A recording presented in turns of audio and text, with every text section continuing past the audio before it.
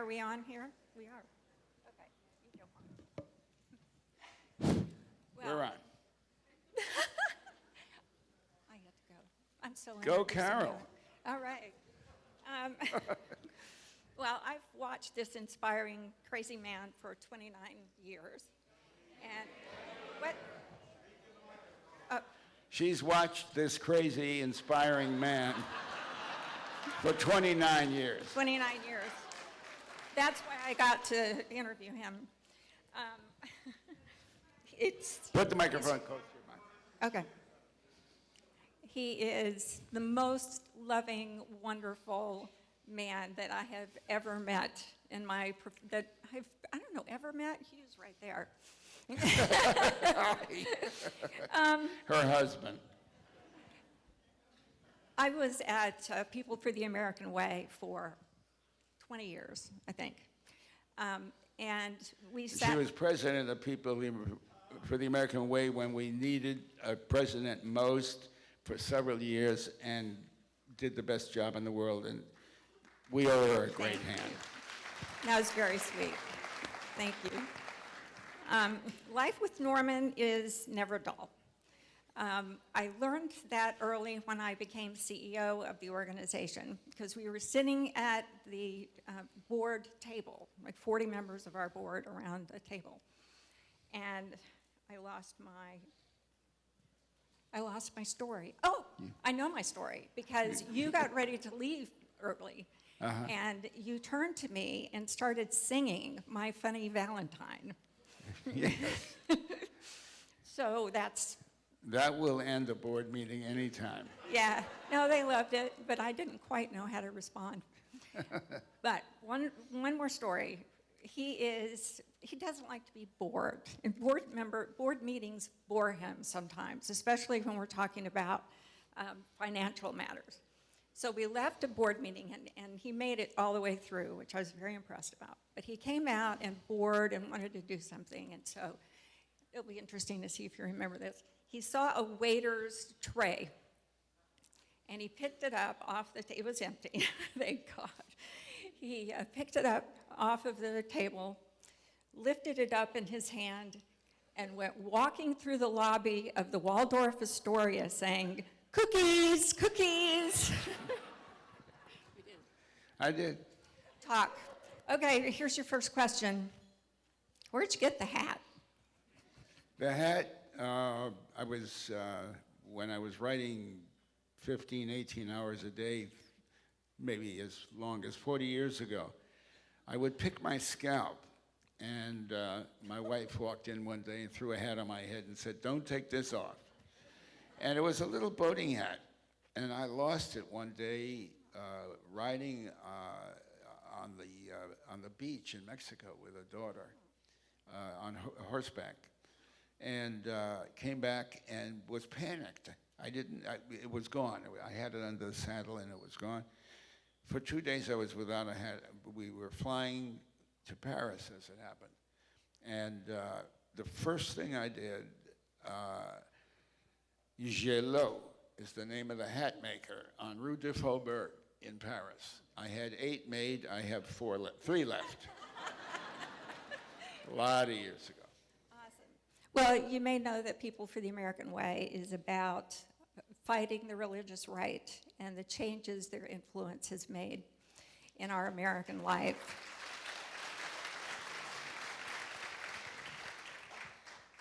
I want to ask you about how you feel about where we are now and the fight that we're fighting now, and what does it mean to you, and what's the reality of having the religious right very close to being in control?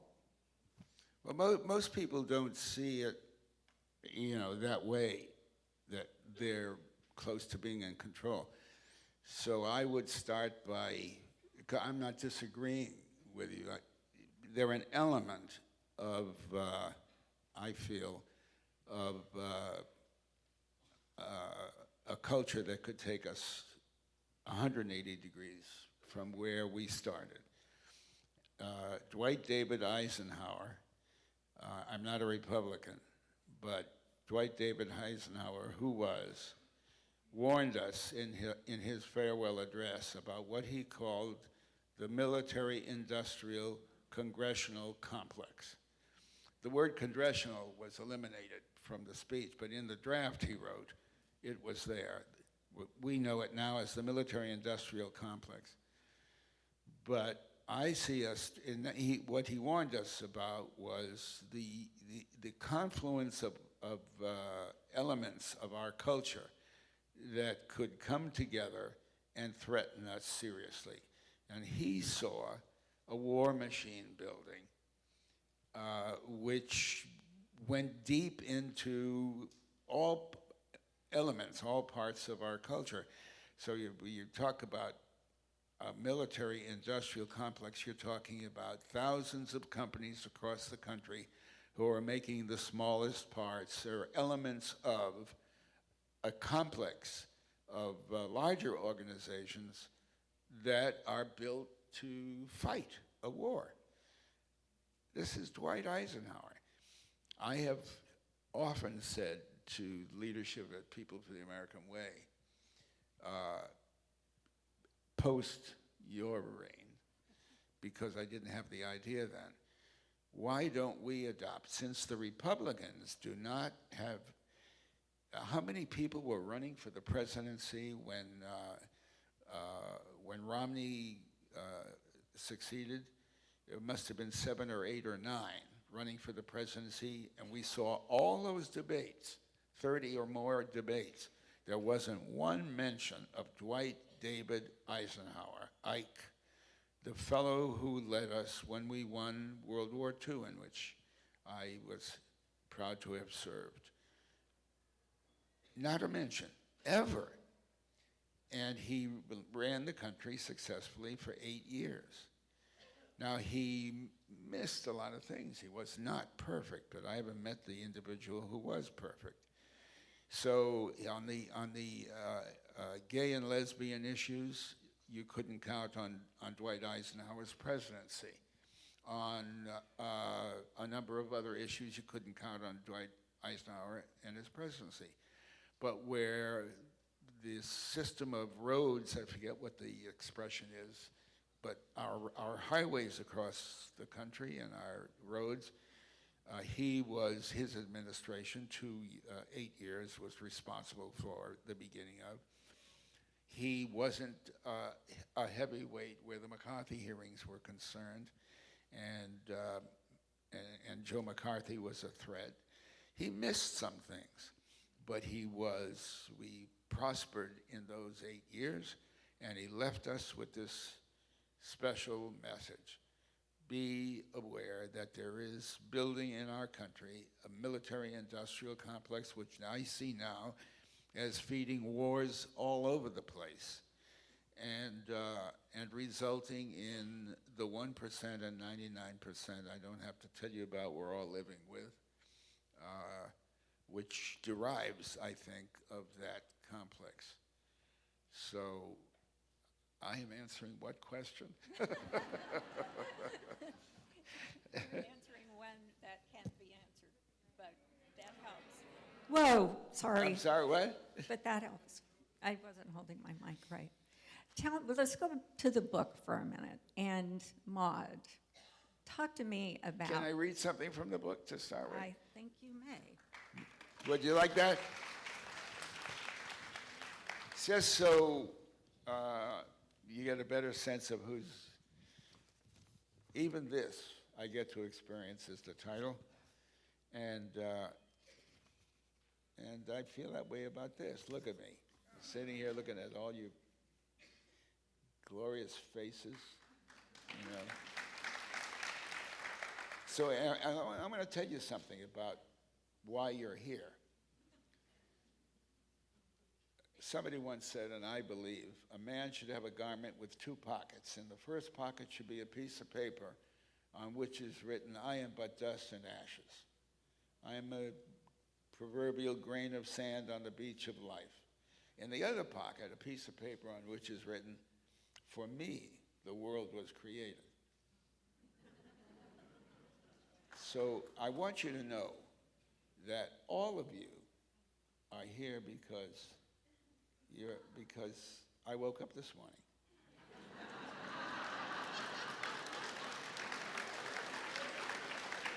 You're, that's what you're doing here. Here for me. And I and everybody else here for each of you. So this is how things began for me. When I was a boy, I thought that if I could turn a screw in my father's head just a 1/16 of an inch one way or the other, it might help him to tell the difference between right and wrong. I couldn't, of course, and ultimately he and I had to pay a serious price for his confusion. In late June of 1931, just out of 3rd grade, and a month away from turning 9, I was eagerly looking forward to my first experience at summer camp.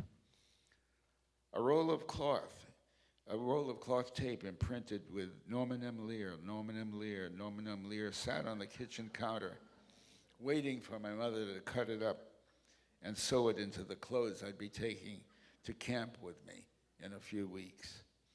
Meanwhile, my father was about to take a plane to Tulsa. None of my friends in Chelsea, Massachusetts knew anybody who had ever flown anywhere.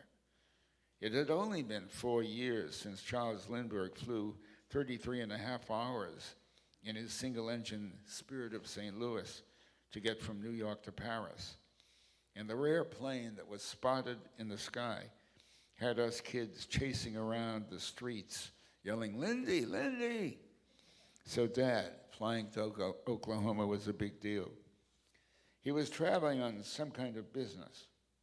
Monkey business, said my mother, who sensed that the men he'd fallen in with were not to be trusted. And for my upcoming birthday, he was going to bring me back a 10-gallon hat that was worn by my favorite film cowboy, Ken Maynard. "Herman, I don't like this," she told him. "I don't want you to see those men." But Herman, as always, knew better. "Jeanette," he screamed, the veins in his neck bulging as he stood over her with his nose all but pressing hers, "Stifle yourself." That's where it came from. Herman Lear, or as he preferred to be known, HK, the K standing for King, a name he insisted he'd been given and would never admit to having appropriated, I want to skip a little bit here.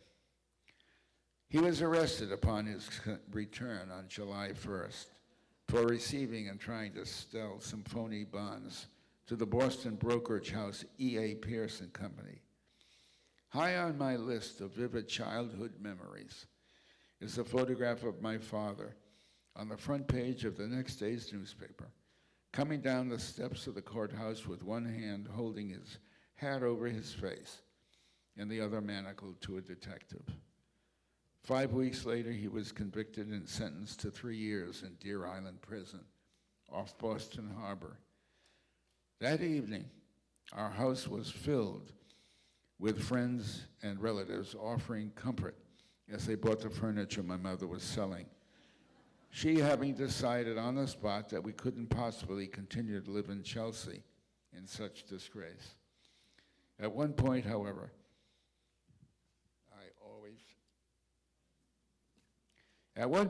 someone I didn't know but instantly disliked offered to buy my father's red leather chair, the throne from which he had controlled the radio dial on our floor model Atwater, Kent, just as 40 years later, Archie would control the Bunker family's TV viewing from his living room armchair. As my mother and this scavenger agreed on a price, I was devastated. The loss of my father's chair was like losing him twice in the same week. And as if that were not bad enough, I would soon learn that my mother planned to take my younger sister to live with her and leave me with various relatives until my father got out of jail and the family could be reunited. I clutched all that remained of my summer dream, that unused roll of Norman M. Lear cloth, a piece of silent sadness which I managed to keep with me well into my 30s, perhaps even my 40s. And my eyelids bit down hard on the tears I was fighting to hold back. At that point, someone, an uncle or cousin or neighbor, placed his hands on my shoulders, looked deep into my eyes, and announced with that soapy solemnity that so many adults use when they are offering gratuitous counsel to the young. "Remember, Norman, you're the man of the house now." This had to be the moment when my awareness of the foolishness of the human condition was born. I was just past my 9th birthday. My father had been brought down before my eyes from a 10 to a 0. My mother and sister were about to disappear from my family life. My own identity was no more than a thin bit of fabric in my fist. And I was looking up into the face of this fatuous asshole telling me that I was the man of the house now. And then he added with a smarmy smile I wanted to rip from his face, "No, no, son, a man of the house doesn't cry." How could I not have developed a deep appreciation for the absurdities and the gravity of our existence? I could.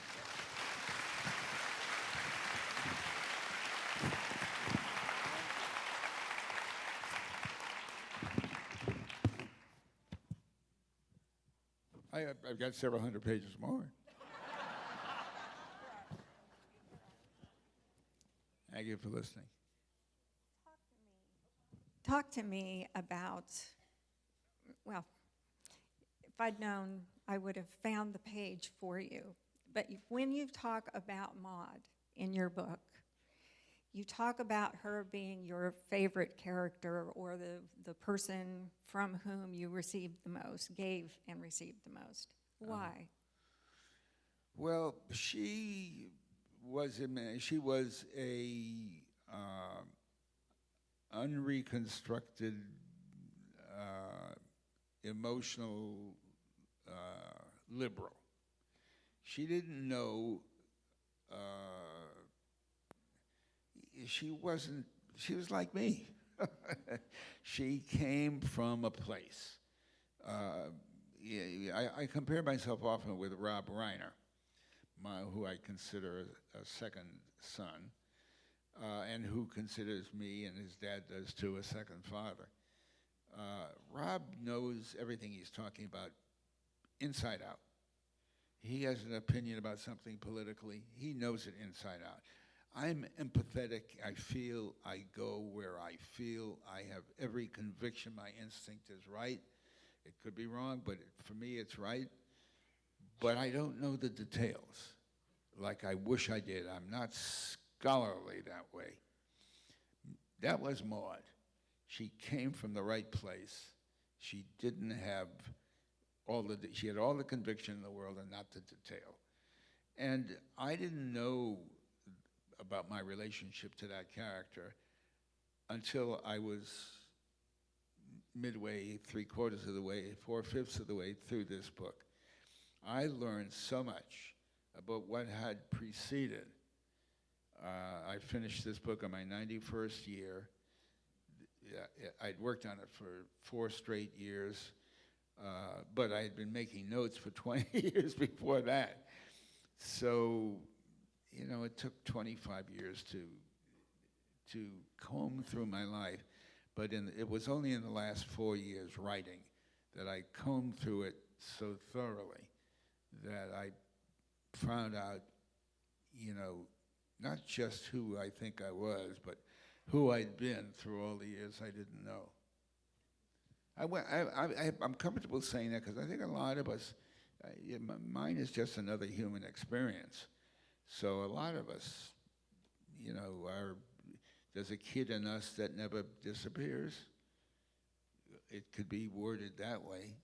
There certainly is a 9-year-old in me who had to fight the world when his dad was gone, and he hasn't disappeared altogether. Well, something else happened when you were 9. According to your cousin, you wrote your first poem, and the name of the poem was blow, period, nose, period, my wonderful maiden. That was it. What? What's that? You did. Oh, You wrote that. There is an expression here. My cousin Elaine, who passed just a couple of years ago, always said, "Honey, something blow knows my blue honey maid." Yeah, there. See? Yeah, There you she. go. I don't know. When this was a cousin I adored, who one of the uncles I lived with before I wound up with my grandparents while my dad was away. Elaine was of that family, so we. She has a good memory. Huh? She has a good memory. She had a great memory. Yeah. Would you like to hear from some of the people in the audience? I'm sorry. Would you like to hear from some of the people in the audience? I would love to hear from any. We have a microphone right in the middle, and if you would kind of line up behind it, then we will take you one at a time. Thank you so much for coming. And you were great on David Letterman the other night. Oh, thank you. My question is, 2 years before All in the Family, the Smothers Brothers was off the air. So I wanted, because they were out of the sync with the times, so I wanted to know how you got away with what you got away with then in All in the Family. I'm just going to take issue with get away. I don't think we got away with anything. I think. I mean, as opposed no, to I being know. taken off the air. I do know what you mean, but a lot of people thought that it suggests that something it wasn't what the American people were altogether ready for and expected.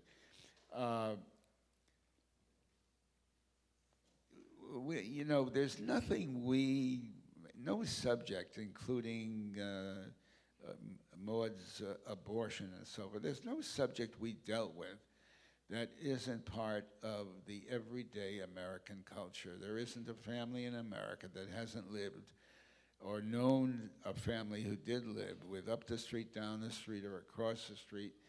There's nothing we dealt with that wasn't common to every American family.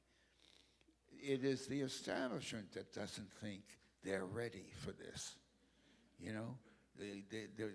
They're going to go nuts, or sponsors are going to get 60 letters from people. This is the danger Carol raised of the religious right.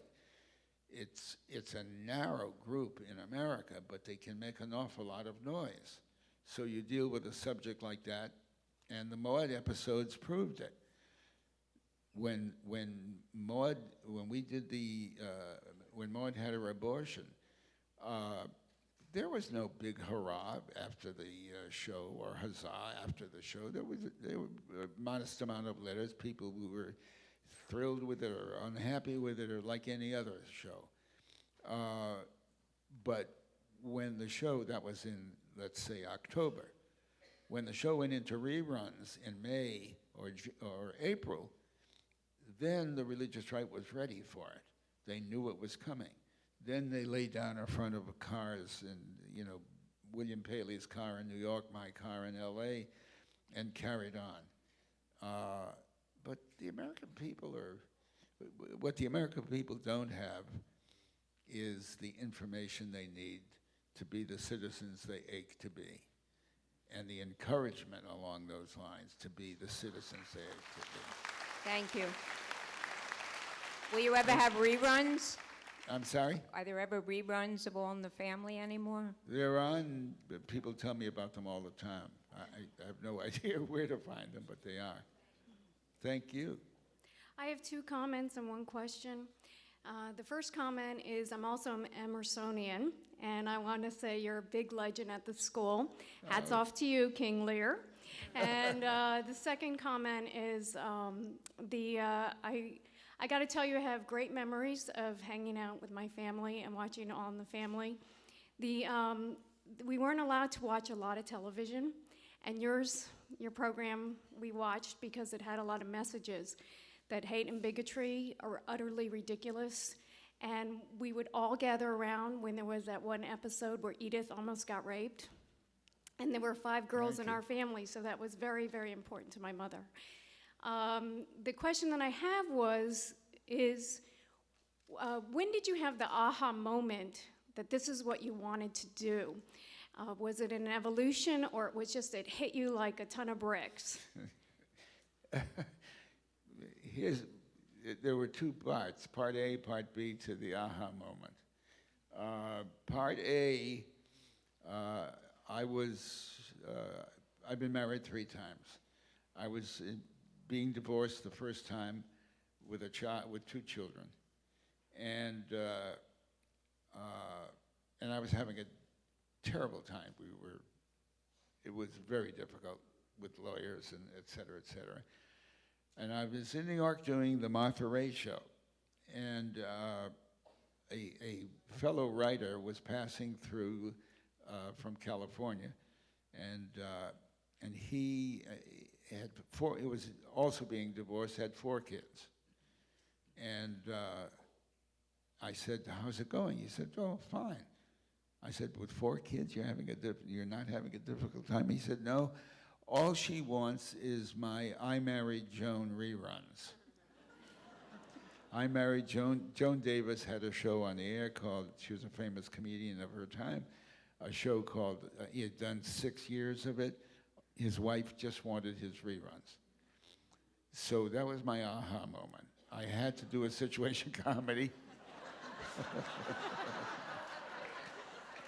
to sustain myself. The second aha moment was reading about a British show called Till Death Us Do Part, which was about a father and a son, or a son-in-law, I no longer remember, who argued about everything.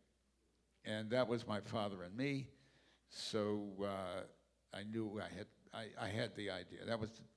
Those were the 2 aha moments. Norman, Howard Cohen from the Miami Herald here. How Hi. you doing? Hi, good, Howard Cohen. We Hey. talked on the telephone recently. When we talked, I had told you that one of the things that touched me the most in your book was the Better Than Fontezou story. And I think the audience would love to hear that. Why don't you tell us about the Better Than Fontezou story and your desire, should you meet B. Arthur again? So I thought that was really touching. Wow. I'm trying to think how to. The My Well, Way. we have what? We got 2 days?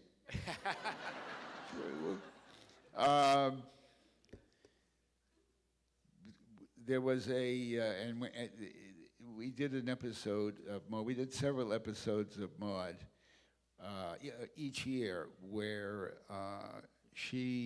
the community had a telethon for a good cause. And she, of course, in her community would be running that telethon for a good cause. And one year she says, we have a great show for you tonight. She's in front of the camera. We have a great show for you tonight. This is happening, this is happening, this is happening. And we have Emile Fontezou, the singer's name? Oh, yeah. Paul Anker's, we have Paul Anker's gardener. And he is going to sing for you tonight. So the time in the show comes, and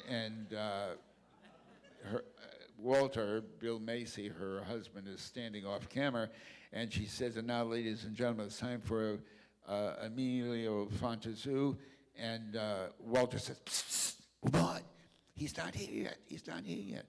And you hear the orchestra beginning the song, and she says, "Well, but do something else." And he said, "No, don't go. You sing it." She said, "Walter, I can't sing it." And he said, "No, you have to sing it." She says, he says, "You'll do it better than Anker." She said, "Oh, please, Walter." But she does start to sing. One night I had a few, I can't remember the lyric. Too few to mention, she gets just that far and she stops and she says, Walter, I can't. And he said, but you're better than, you'll do it better than Sinatra. She said, not better than Sinatra. He said, yes, and better than Fontaine. And the way Beatrice Arthur turned to him and said, better than Fontaine?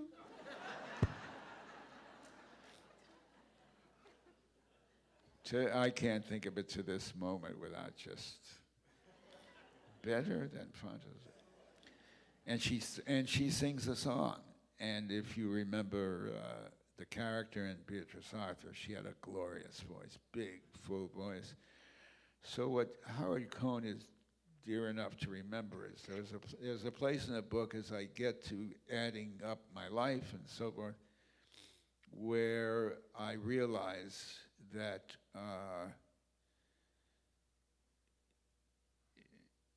that a lot of what she was about and that I did a lot of things better than Fontaine. I mean, that's what it means. Thank you. Thank you.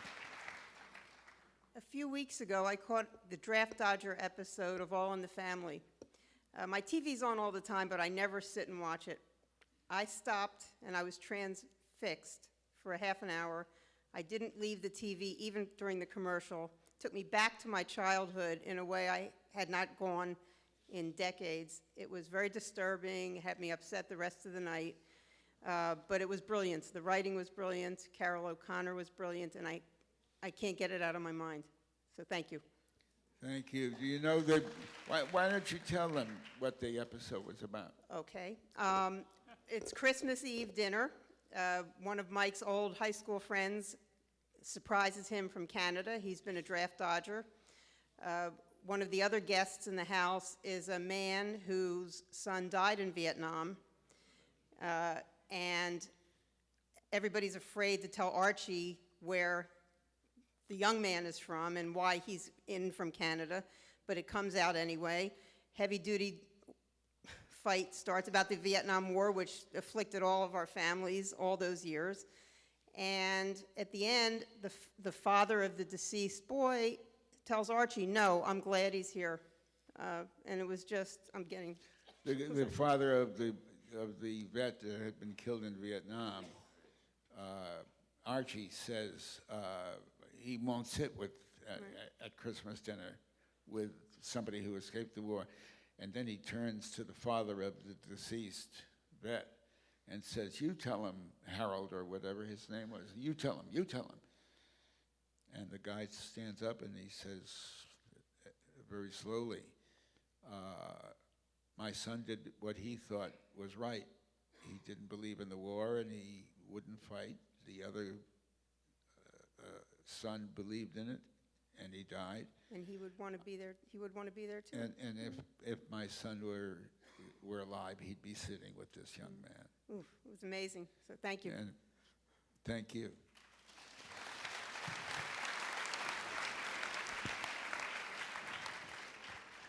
I may leave off a few names, but I'd be curious to know which of these people you thought were the most brilliant in comedy. And I just have, for example, Carl Reiner, Mel Brooks, Sid Caesar, Larry Gelbart, Woody Allen.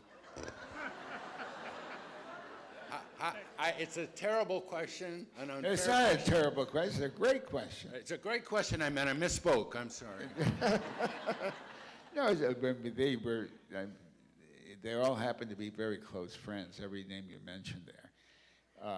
Larry Gelbart was the wittiest man I have ever known, line for line. I mean, there was nobody like him. Mel Brooks couldn't say anything that wasn't funny because he just had, I can't start to do it. Carl Reiner Carl Reiner could get up with no notes at all and have you in stitches in 10 minutes, and it could last 30 minutes. I mean, they're all great in their own way.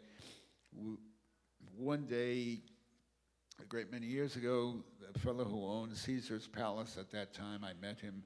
He liked me. He said, I know you're not a high roller, but I'm going to treat you like one. We have 2 houses with 5 bedrooms each, one at La Costa Golf Course, the other in Palm Springs.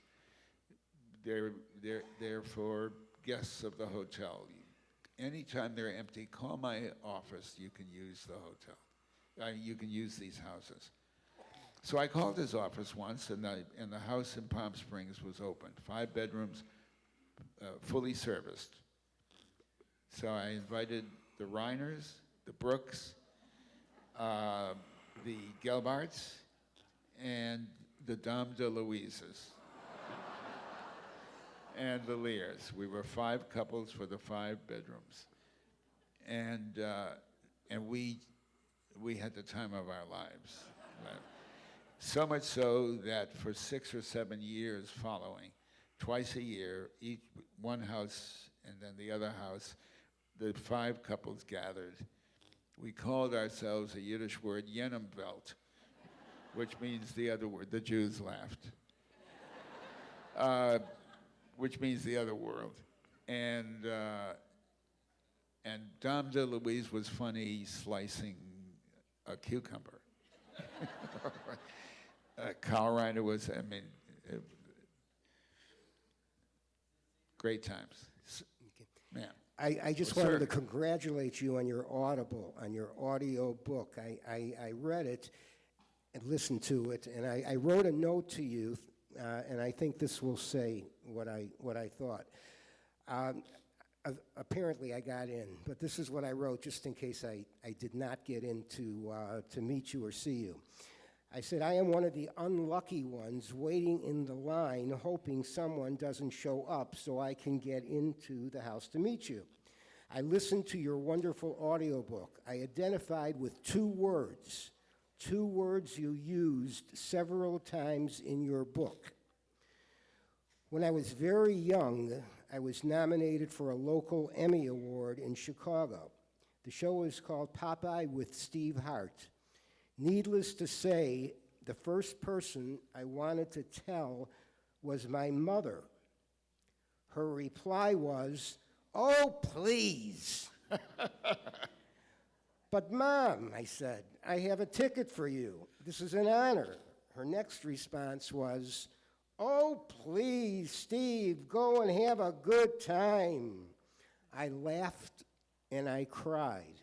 After listening to even this I get to do, I discovered I wasn't the only one that experienced that horrible motherly love comment. I Thank really you. want your autograph. Thank you. You'll have it. No, not now, sir. Okay. Well, I can't wait to read your book, and I'm sorry if I'm about to Well, why don't invite you read it now? We'll wait. Yeah. But I'm about to invite you to give away a punchline. I can't get the summer of 1931 out of my head, the story you started with. What became of you and your father, your mother, your sister, and how did that inform your work? Well,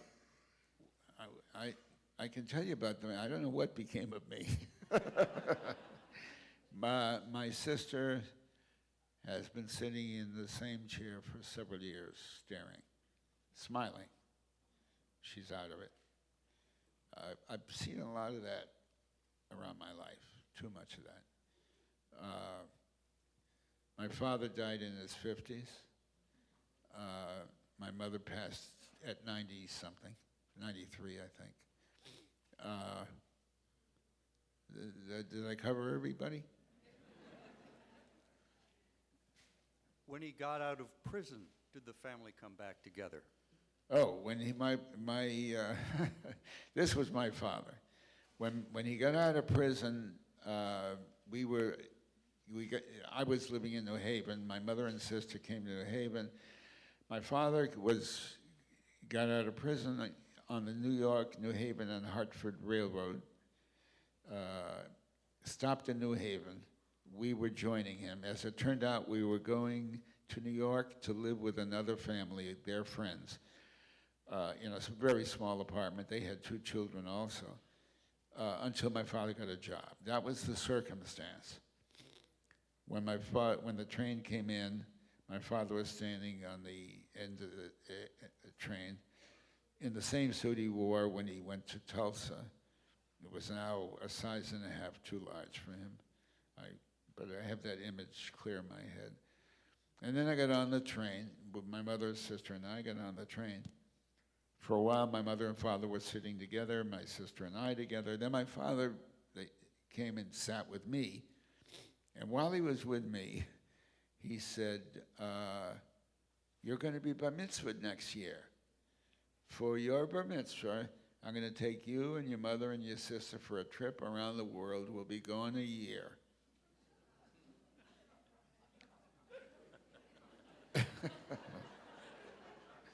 You know my father. And I believed him, of course, But when I, think about all of the circumstances, it's the "we'll be gone a year" part that just gets me. That's what happened. Anyway, we lived that way from hand to mouth through the Depression. You were in the house here with the most loving, brilliant, prescient man that I know. In his high school class, he was known as King Prophet. And he is prophetic, as you well know. Read the book. It's just so rich and wonderful. I have been given the sign from behind the curtain there that we have to wrap up. So. One more question. Thank you. Thank you. Oh.